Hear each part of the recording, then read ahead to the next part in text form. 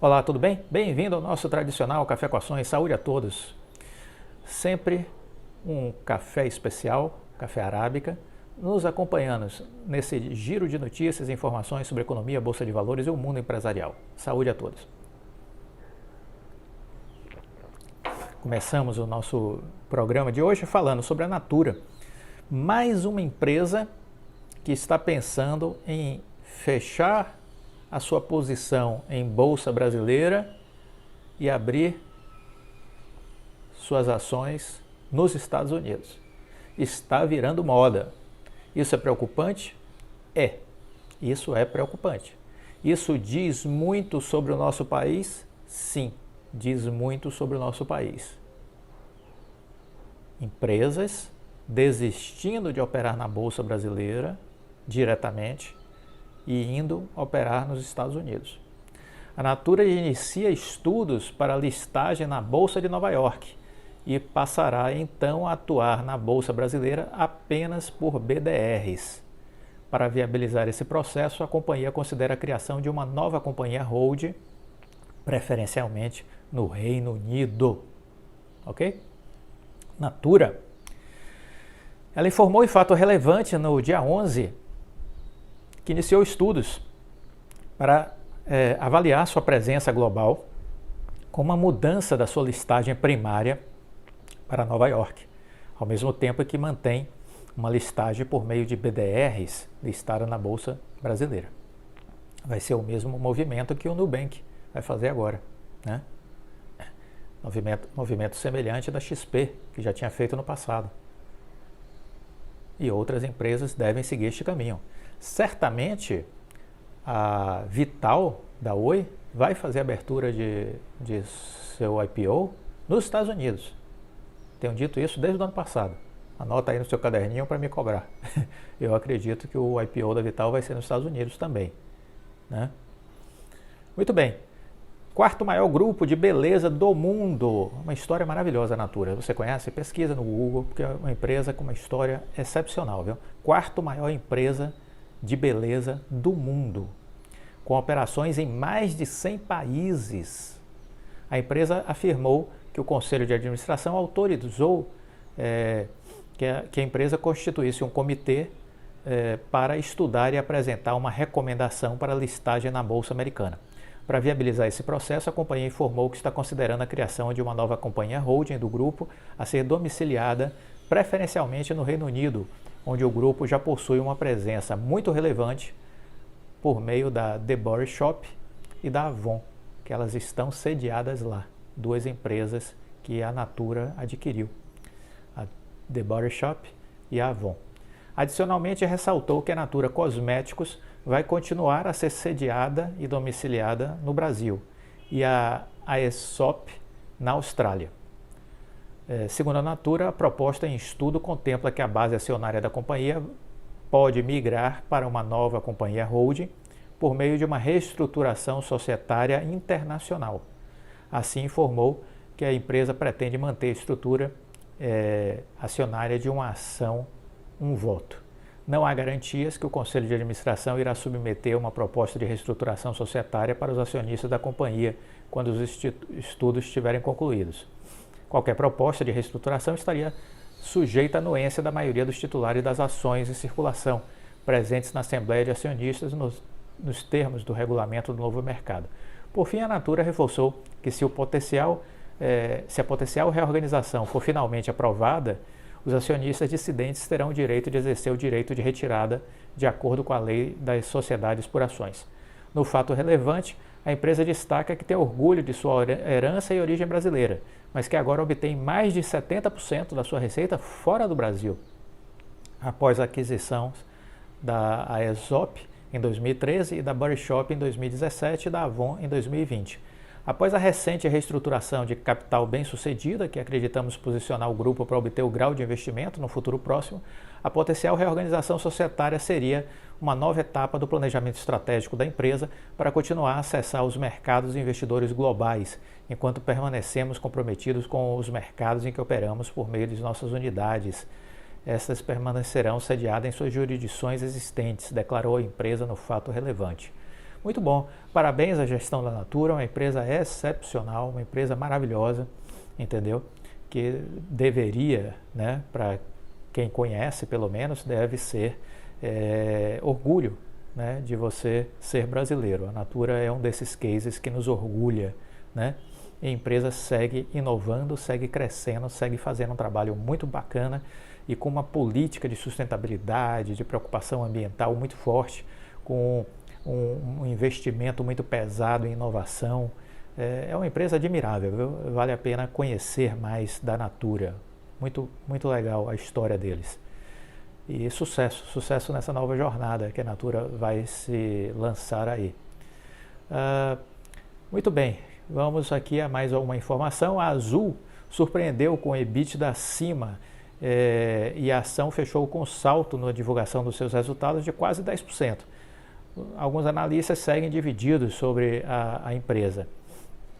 Os números da Gol não animaram muito os investidores, mas o contrário aconteceu com a Azul. Após a divulgação dos resultados do terceiro trimestre, os papéis chegaram a disparar 2 dígitos, tendo na máxima 12,6% e fecharam em alta de 9,83% na terça-feira, dia 9. A princípio, os números poderiam parecer negativos, uma vez que a Aérea reportou uma alta de 82,4% do prejuízo líquido, totalizando 2,2 bilhões entre julho e setembro. Isso afetado pelo aumento de despesas financeiras, variações monetárias, cambiais, etc. O Itaú BBA destacou que a Azul reportou resultados sólidos no período, com lucro antes do juro e EBITDA, voltando ao território positivo, ajudados pela queda de custos. O banco também destacou que a receita por assento /quilômetro superou os níveis de 2019 pela primeira vez desde o início da pandemia. O custo por assento /quilômetro e o CASK, ex-combustível, diminuíram apesar das pressões dos preços e de um cenário cambial desfavorável. O custo por assento caiu 13,5% na base trimestral e 19% desconsiderando combustíveis, com maior diluição de custos fixos. Por outro lado, as perdas financeiras não caixa foram de 1,5 bilhão em meio ao real desvalorizado, e isso acabou impactando a última linha do balanço, levando a uma elevação de prejuízo. Os analistas reforçam que estão acompanhando atentamente a posição financeira da Azul, levando em conta os 3,5 bilhões em leasing a vencer em 2022 e 3,9 bilhões em 2023, assim como as amortizações de dívidas não relacionadas a aeronaves. O BBA possui uma recomendação para a Azul com preço-alvo de R$ 41,00, para os ativos negociados na B3 e de $23,8 para os papéis negociados nos Estados Unidos.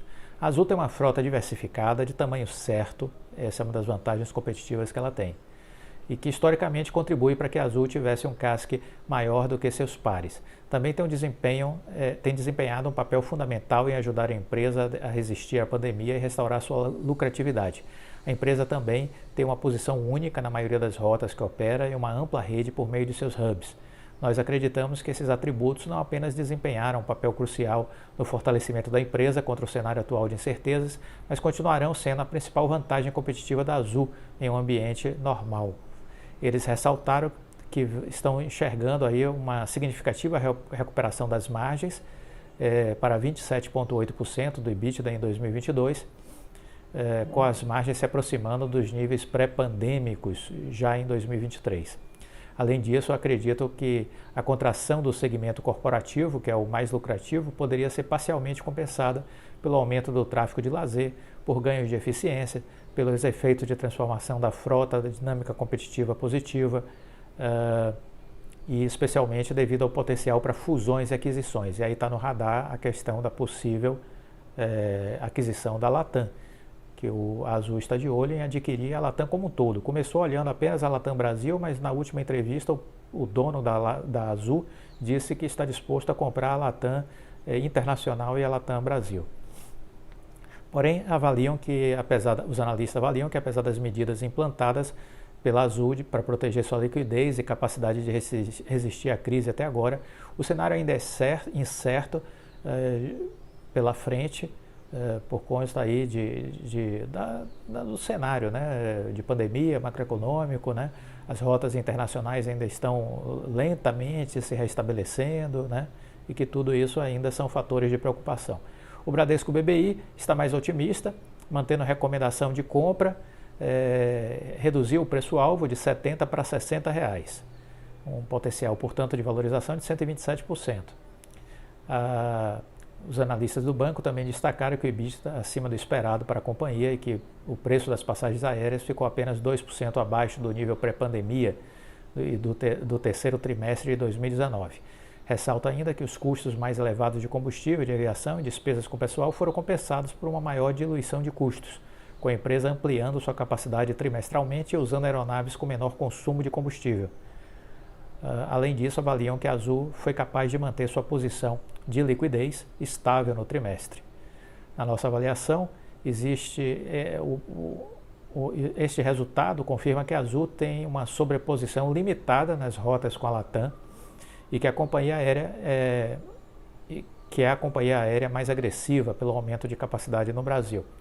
Nesse sentido, destacam que, apesar da alavancagem financeira, a Azul deve seguir em frente com sua proposta de aquisição de todo o grupo Latam Airlines.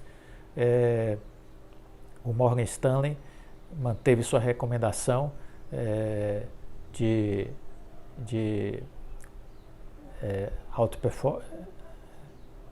manteve a sua recomendação underweight, que significa exposição abaixo da média de mercado para as ADRs, considerando um preço-alvo de $17. Ainda um potencial de alta de 17% em relação ao fechamento à época da divulgação do balanço. Eles destacam que o mercado pode reagir bem ao bom ritmo operacional e reconhecem que há um valor de 486 milhões de EBITDA, que isso sugere que a companhia pode entregar cerca de 700 milhões de EBITDA no quarto trimestre de 2021 e que ainda vê a meta da empresa de mais de 4 bilhões para 2022 como um grande desafio, dados os níveis do preço do petróleo, que influencia no combustível, e ainda das questões da recuperação, sobretudo das viagens internacionais, que ainda é lenta, né? Apesar da forte alta dos ativos na sessão, a visão dos analistas sobre ativos segue dividida e, considerando a média das recomendações, temos aí um preço médio de R$ 44,67 para as ações da Azul, ou seja, uma alta aí de 69% em média, né? Muito bem, dados aí sobre a Azul, dados para a gente refletir. Eu gosto da empresa, hoje eu não tenho ela em carteira, eu reduzi minha carteira, hoje eu só tenho 3 ativos, PetroRio, Apple e Oi, mas é uma empresa que está sempre no meu radar, gosto muito do case, gosto da gestão, gosto da liderança, e é isso, a gente precisa estudar e chegar às nossas próprias conclusões. Cada um tem que fazer as suas escolhas, e as suas escolhas só vai ter sentido se você fizer considerando as informações, o conhecimento, os estudos. Você não pode investir numa ação sem saber o que está acontecendo com ela. Isso aí é uma decisão que não pode jamais ser tomada, né? Então vamos refletir muito sobre as nossas decisões. Uma outra matéria na Infomoney destacou o prejuízo da Oi em 4,8 bilhões no terceiro trimestre. A ênfase aí foi na alta de 82%. Destacou a piora do prejuízo, né, por conta do resultado cambial, que ficou negativo em 1,22 bilhão, ante perdas de 440 milhões um ano antes. Segundo a matéria da Infomoney, a Oi registrou prejuízo líquido atribuído aos acionistas de 4,8 bilhões, uma alta de 82% nas perdas. No segundo TRI, a Telecom teve lucro de 1,13 bilhão. Segundo a empresa, no terceiro TRI, a companhia registrou um resultado financeiro líquido consolidado negativo de 4,8 bilhões, e o que acabou resultando numa piora da situação da dívida, né?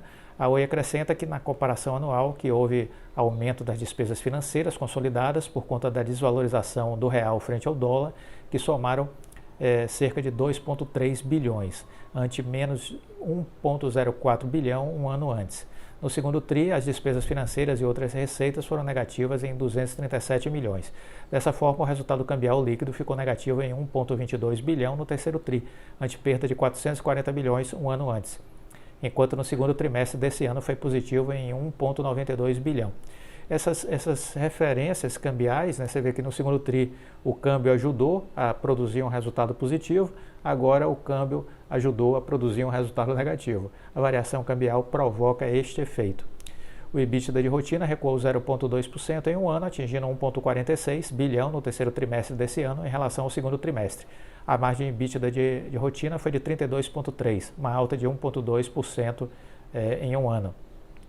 No terceiro TRI, o resultado operacional da companhia, antes do resultado financeiro e dos tributos, foi positivo em 310 milhões, comparado ao resultado negativo de 255 milhões no terceiro TRI de 2020. A receita líquida da Oi somou 4,5 bilhões, retração de 3,9% na comparação anual, mas uma alta de 3% sobre o segundo trimestre. No segmento residencial, a receita líquida das operações continuadas totalizou 1,33 bilhão no terceiro TRI, crescimento de 2,1% na comparação sequencial e 2,4% na comparação anual. Assim, segundo a empresa, se confirma o turnaround do segmento como resultado da execução bem-sucedida da estratégia da expansão do serviço de fibra. Enquanto isso, as receitas ligadas ao serviço de fibra já são superiores às receitas de serviço de cobre, atingindo 751 milhões no trimestre, o que representa 56% da participação no total da receita do segmento.